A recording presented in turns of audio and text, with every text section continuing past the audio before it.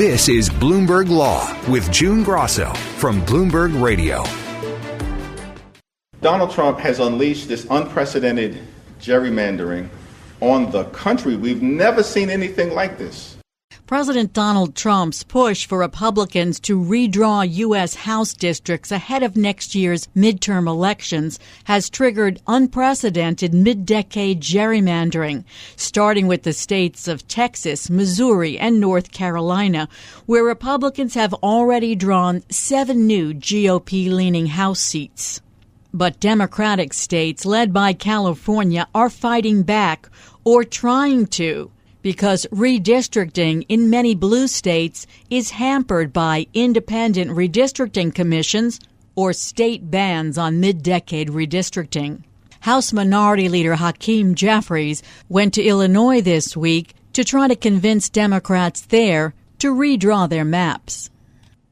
Donald Trump and Republicans have decided that they were going to try to gerrymander congressional maps all across the country as part of their effort to rig the midterm elections and deny the American people the ability to decide who should hold the gavels in the aftermath of the elections that will take place in November of 2026.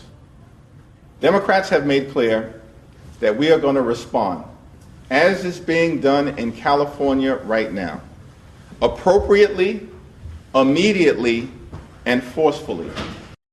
The latest salvo in the national gerrymandering battle comes from New York City in a lawsuit by a group of New York voters against the New York State Board of Elections and top state officials.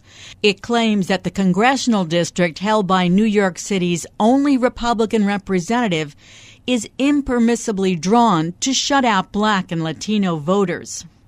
My guest is Jeffrey Wice, a professor at New York Law School who directs the school's New York Elections, Census, and Redistricting Institute.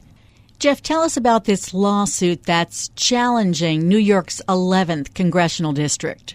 Well, we have a new lawsuit filed earlier this week by a group of New York voters who are arguing that the current congressional district that includes Staten Island and parts of Brooklyn dilutes minority voting strength, that the Black and Hispanic voters' power is diminished by the way the district is drawn now, and that they would have a much more effective voice in the ability to elect a preferred candidate if parts of Manhattan were appended to the district instead of Brooklyn. So that, in essence, is what the lawsuit is looking for. Is this an unusual lawsuit? It's unusual in the sense that it's being brought mid-decade. Obviously, it's got political connotations that it would change the dynamic of who's running for re-election in New York, that current Republican Congressmember Nicole Maliotakis would find herself no longer in conservative white areas in Brooklyn, but rather parts of lower Manhattan, that it would be a district where the Democrats are expected to do a lot better.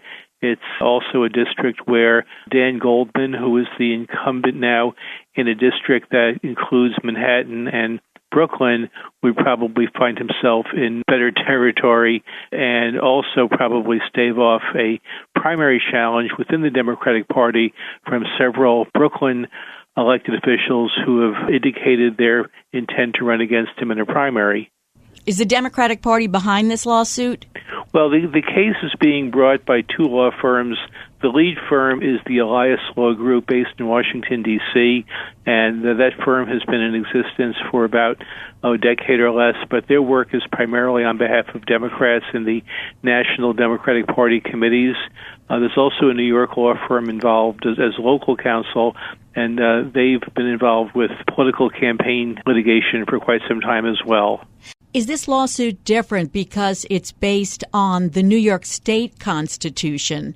So it will test how protective the state constitution is of minority voting rights rather than the U.S. Constitution. Well, this claim is based on the state constitutional protections that redistricting maps have to honor minority voting strength, that you cannot dilute minority voters from their ability to elect preferred candidates, And the state constitution uses very similar language to the Federal Voting Rights Act, which happens to be subject to a challenge now from the Louisiana congressional redistricting before the U.S. Supreme Court. The validity, the future of the Federal Voting Rights Act was heard in a case 2 weeks ago, and we expect any time from the end of this year, but more likely by the end of June, for the Supreme Court to hand down a decision where most of us think they're going to do something to change the dynamic of the Voting Rights Act, but not eliminate it entirely. But that's reading the tea leaves too much. Well, your prediction there fits in with the predictions of other election law experts. So let's say the Supreme Court does change the Voting Rights Act in some way. Will that affect the New York Constitution? Well, it could affect the state constitution to the extent of what the Supreme Court might limit.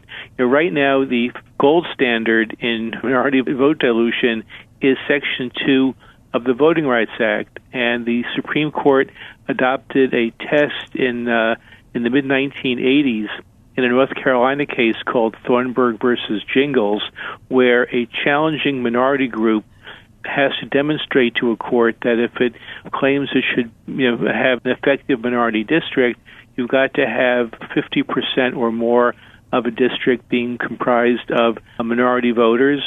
Second, you have to show that the minority voters vote cohesively, pretty much the same way for similar candidates. And third, most importantly, you've got to show that there is a high level of racially polarized voting where white voters constantly outvote minority voters' abilities to elect preferred candidates in primaries or general elections. So if you meet those three prongs, size, cohesiveness, and polarized voting, then you have a Voting Rights Act violation situation. And the Supreme Court is now being asked whether that test is still, a cogent one to use now in the 21st century.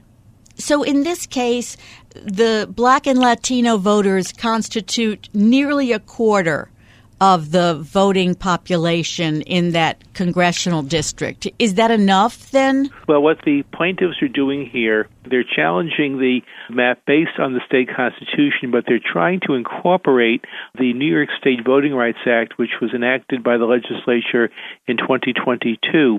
The State Voting Rights Act does not apply to congressional districts, but it does lay out different kinds of criteria and standards that courts should look to when looking at vote dilution claims in counties, towns, cities, and villages. So they're saying that there's similar preamble language in both the state constitution and the State Voting Rights Act that it makes a lot of sense to also incorporate the state statute standards into the state constitutional situation.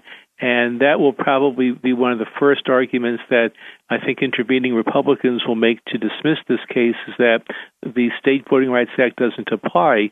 What the plaintiffs are doing here is using the State Voting Rights Act criteria that, unlike federal law, where you need to have a district of at least 50% plus minority voter population, that you can combine, let's say, 15 or 20% of combined voters, let's say Black and Hispanic. The Federal Voting Rights Act requires the 50% pretty much of one racial group, either Black or Hispanic or Asian, but the state law permits you to aggregate or put together smaller communities of, let's say, Black and Hispanic populations. And that, in essence, is what they're looking to do by adding a part of Manhattan to the Staten Island-based district.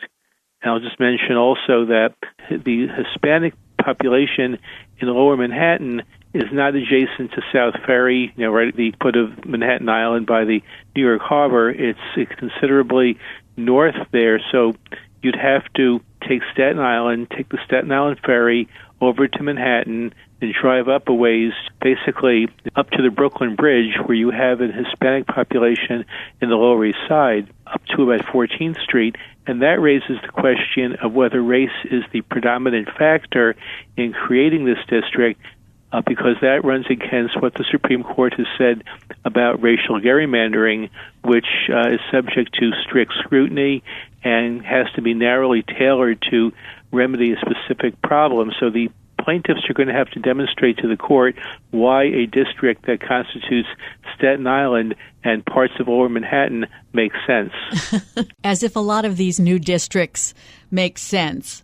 So Meliotakis said it's a frivolous lawsuit trying to upend our congressional district. And she noted that the current map was approved by New York's Democratic-controlled state legislature and Democratic governor. Does she have the advantage here? In other words, is this an uphill battle for the Democrats?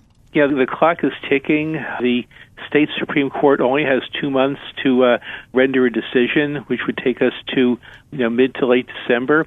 Petitioning for the 2026 election cycle right now gets underway in late February, so that leaves very little time for New York's mid-level appeals court, the appellate division, and then finally the state court of appeals in Albany to hear this case. And you can pretty much be sure that whoever objects to this case, and I'm anticipating Republican interveners, will strenuously try to slow this case down and prevent it from impacting the 2026 elections. Coming up next on the Bloomberg Law Show, I'll continue this conversation with New York law professor Jeffrey Wice. We'll take a look at the national redistricting picture.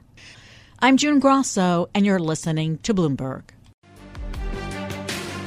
Democrats have made clear that we are going to respond, as is being done in California right now, appropriately, immediately, and forcefully, to ensure that the national congressional map is as fair as it can possibly be.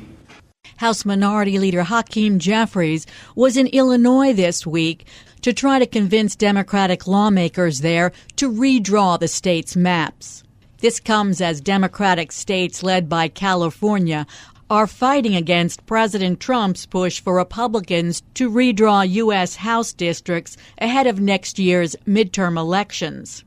But the latest salvo in the national gerrymandering battle comes from New York City in a lawsuit by a group of voters claiming that the congressional district held by New York City's only Republican representative is impermissibly drawn to shut out Black and Latino voters. I've been talking to Jeffrey Wice, a professor at New York Law School. Jeff, there was litigation around the New York map for years. Tell us how we got to this point. Well, I think by 2024, after a failed process in 2022 where a state commission that was approved by the voters in 2014 basically imploded and subject to a court order went back to work and finished the job, by January 2024, the legislature wanted to end this process, have a new map for 2024, actually a bipartisan map with Republican support. So the map that was agreed to took some strenuous effort early last year, and the case that's been brought now you can consider somewhat Democrats challenging Democrats. I mean, is there any other effort underway in New York State to redistrict? Well, there is another approach. Earlier in the summer, the Senate Deputy Majority Leader and a member of the Assembly introduced a resolution in the legislature that would permit New York to redraw the district lines mid-decade if and only after any other state does the same thing in mid-decade. So since Texas already went ahead and mid-decade redistricted, this amendment would let New York also redistrict mid-decade. The state constitution right now prohibits that, but the barrier to that is that since the state constitution now currently does bar mid-decade redistricting, you have to change the Constitution, and to do that you need to have an amendment go through two separately elected legislatures. So the plan now is to pass something, whether it's the amendment that was introduced earlier this summer or possibly a more expansive amendment, but to do that next year and then pass it again with the new legislature in 2027 so that the voters can then approve the question and then enable the legislature to redraw a new map for 2028. This is similar to the process that's getting underway this week in Virginia. The New York situation is complicated in that we've got politics, personalities, competing lawsuits, and the calendar all running against each other at the same time. How many seats has Trump already gotten through the redistricting? Well, I mean, the ballpark claims are that there are 5 Democrats who were targeted in Texas, that there was 1 Democrat targeted in Missouri, that there are up to 2 Democrats targeted in Indiana, that there's 1 Democrat in Kansas, so that they're really fighting a state-by-state trench warfare, picking off 1 district here or 1 district there.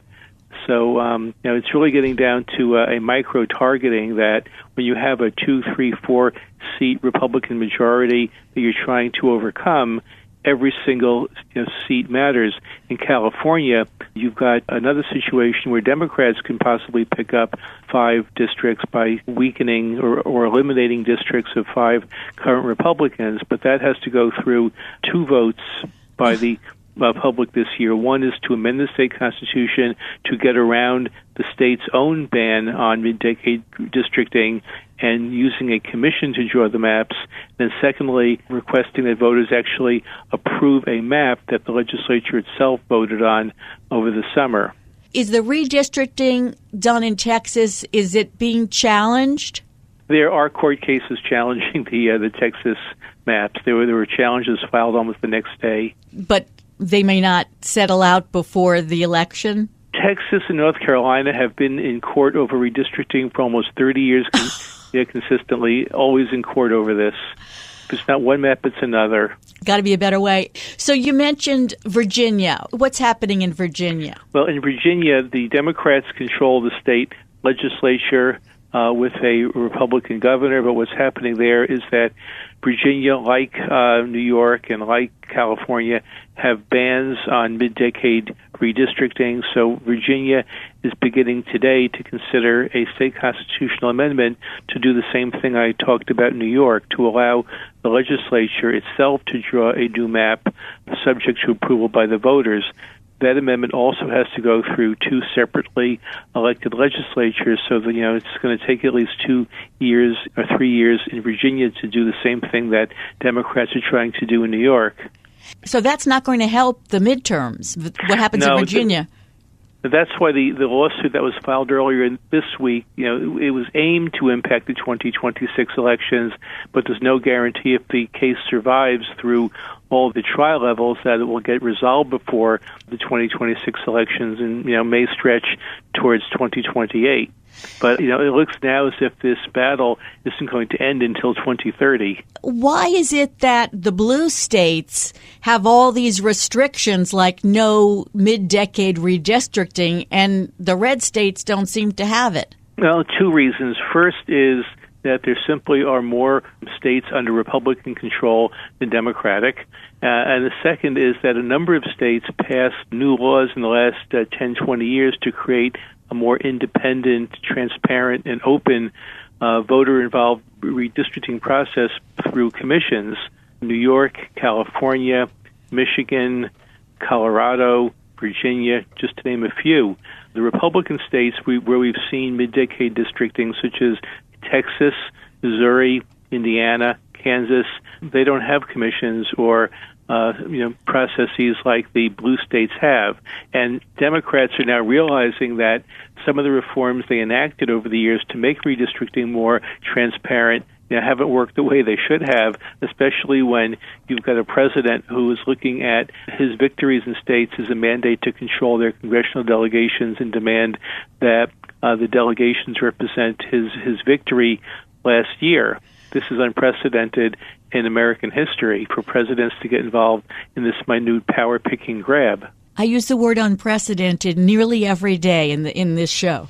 So you have, Republicans pushing, and then you have Democrats, the leader of the Maryland Senate is rejecting the effort to redistrict there. Well, you also have Republicans in the Indiana Senate pushing back. So in some states you've got Democrats who are fighting back. In states you've got Republicans who want to do what Donald Trump tells them to do. and believe this is in his best interest. And then you have some Democrats and Republicans in other states who just say, this is going too far, this is not what we were elected to do, and we're not going to go along with this. Minority Leader Hakeem Jeffries went to Illinois to try to convince them there to redistrict.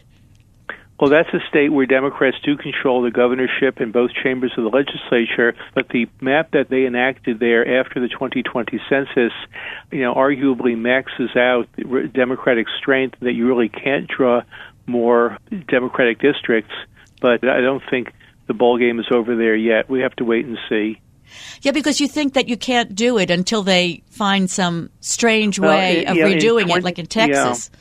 In 2019, the U.S. Supreme Court held in a case called Rucho versus Common Cause that federal courts are not the place to bring partisan gerrymandering, redistricting allegations, that there's no judicially manageable standard by which to determine how much is too much, and that it's best left to the states or Congress to deal with it.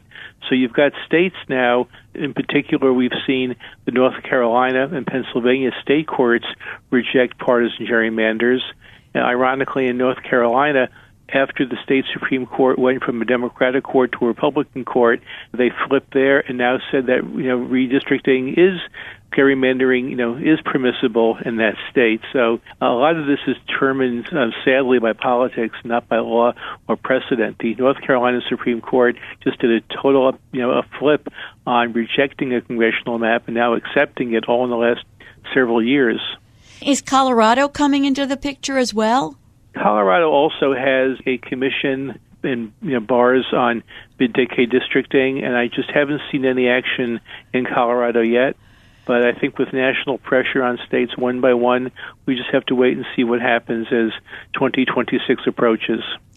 After the midterms, what are these states going to look like? It's going to be all Republican states and all Democratic states? It seems. And that's why I think this will continue till 2030, 2028. Then we have 2030 ahead of us, where the White House is already trying to manipulate the way the census is conducted to base the numbers on citizens and not on the whole number of persons as the Constitution requires. So this is a multifaceted battle. We'll find out more about the situation in California after Election Day. Voting concludes on Proposition 50, which would create partisan U.S. House maps outside of normal once-a-decade redistricting handled by an independent commission. Jeff, thanks so much for bringing to light all the different concerns and permutations with redistricting. That's Professor Jeffrey Wice of New York Law School. Coming up next on the Bloomberg Law Show, we'll tell you what's in Donald Trump's appeal of his New York hush money conviction. I'm June Grasso, and you're listening to Bloomberg.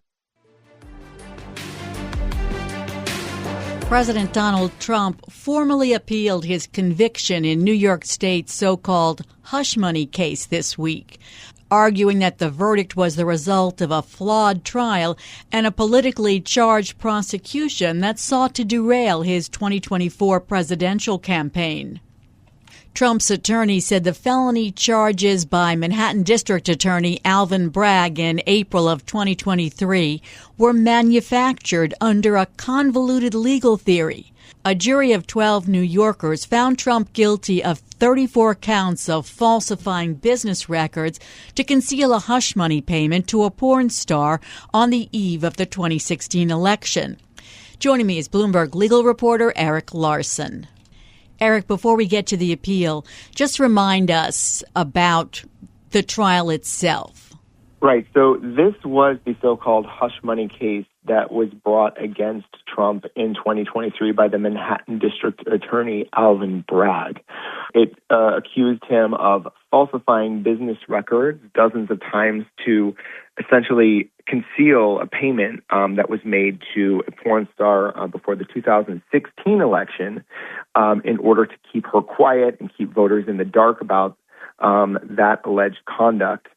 And at a trial, a jury of New Yorkers found Trump guilty on all 34 counts last year. That was just about 6 months or so before the election. There are several grounds in the appeal. Let's start with the claim that the charges were manufactured under a convoluted legal theory. Right. So this is one of the arguments that Trump's lawyers sort of have been making all along, which is that they didn't think that the alleged conduct, well, first of all, that they denied that any law had been broken, but they argued that the business record violations were just misdemeanors under New York law, and that the district attorney had gone out of his way to sort of create a felony by stacking all these violations in a way that then tied them to the furtherance of violating another law, an election law. So they argue that that sort of, transformation of misdemeanors into a felony through that legal theory was never done before, that they were really stretching their arguments to try to find a way to make it a felony. And according to this appeal brief that they filed this week, they said that all along the district attorney's office had struggled to find a case and initially couldn't build one that was a felony, and that they really sort of, worked their way backwards to try to create a felony case, according to Trump's lawyers. Well, another argument, which is about the jury hearing improper evidence, uses a new term, I think, presidential evidentiary immunity. Right. I've never heard it before. Well, that's because they're attributing that to the Supreme Court ruling that had come out regarding presidential immunity. We all remember this big ruling that said that presidents are immune from criminal charges related to conduct in office.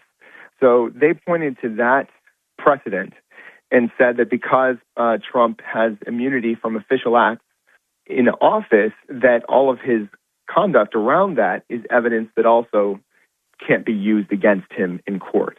So they argue that the jury improperly heard as evidence in the hush money case about some things he did while he was in office, which he argues were official presidential acts related to how, back in 2017, he responded to the porn star's allegations, Stormy Daniels, and denied those allegations, and rather how he worked with his lawyer, one of his lawyers at the time, Michael Cohen, who went on to be one of the witnesses against him. So basically, Trump argues there was a lot of stuff going on while he was president and that the jury should not have heard about it.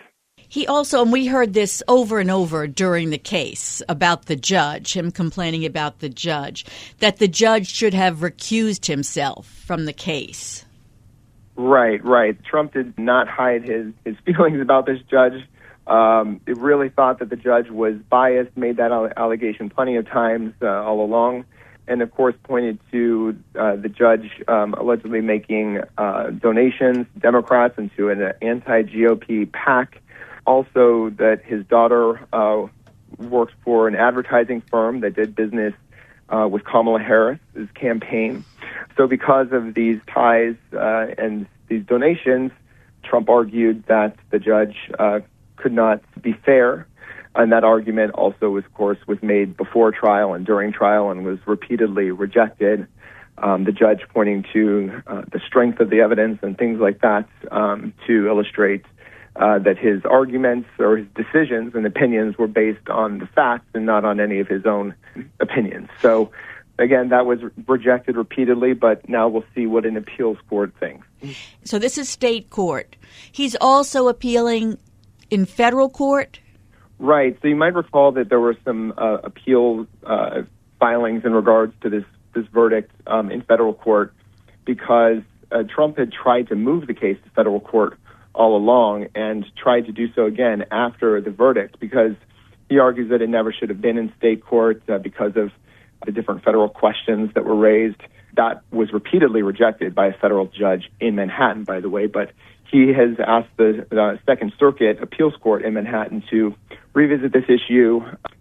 That was an appeal track that was started earlier, so that clearly Trump's defense team is prioritizing that appeal route, which would get him faster to the Supreme Court as well. So he's got a two-track appeal going here now. Trump was successful in appealing the civil fraud conviction in the case brought by New York Attorney General Letitia James.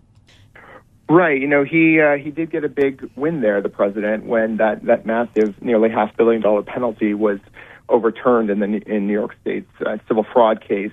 But of course, that appeals court decision also left intact the liability, finding that Trump and his company and his two adult sons had engaged in fraud. So both sides of that case have appealed.